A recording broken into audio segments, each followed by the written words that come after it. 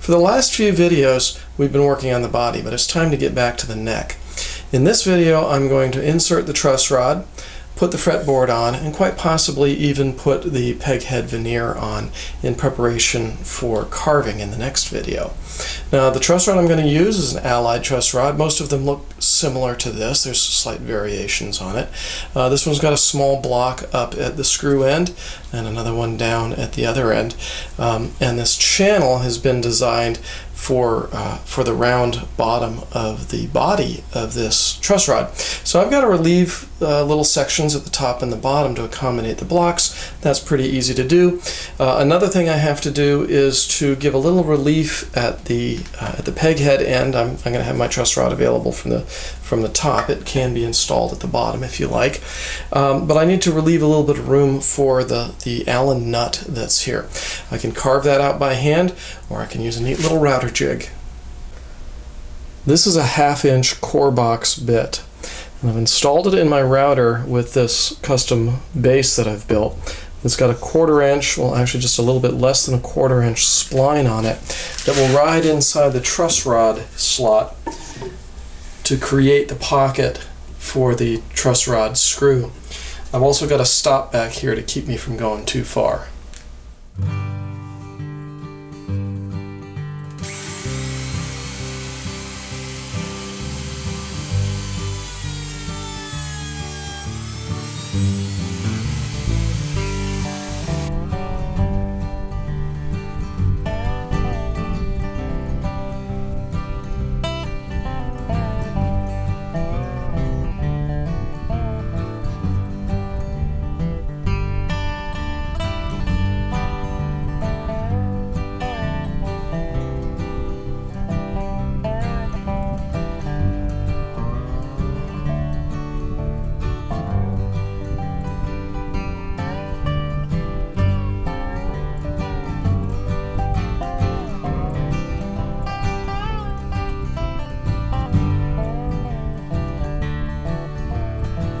I've got the truss rod installed in the neck, and I've got the fretboard held in place with 2 locating pins right now. And everything's right where I want it to be. I'm getting close to glue up here, and for a long time I would just use the locating pins for the glue up.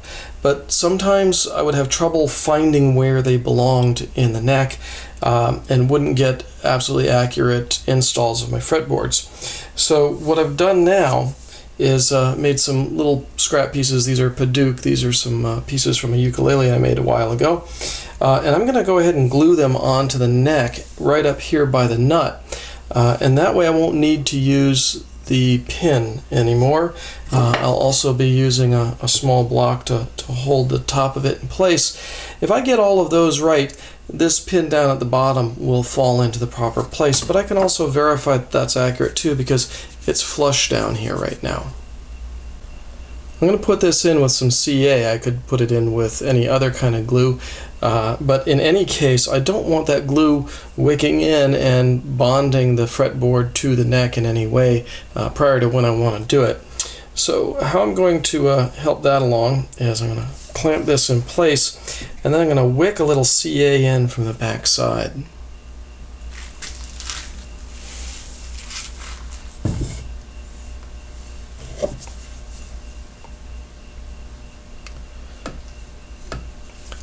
That should be enough to hold it in place, but not so much that it'll wick all the way in and attach the fretboard. With this system, I can have a really quick installation of the fretboard when I'm gluing up. I simply put it between the 2 blocks on the top all the way up against the stop block, and then the pin down at the bottom finds its home easily. I then need to clamp this down. Now I've got that metal rod down the middle. If I'm using anything other than epoxy, nothing's going to bond to it anyway, so I really don't need to put any pressure there. If I take care of the outer edges, the center's going to take care of itself anyway. So I've got this clamping caul that I know is very straight. It's a piece of extruded aluminum. It's actually a fence off of an old Unisaw. But anything like this will work, where you've got the pressure is going to be on the outer 2 edges. Once I've got this fretboard glued up and installed, this goes on rather quickly, clamps up very quickly too.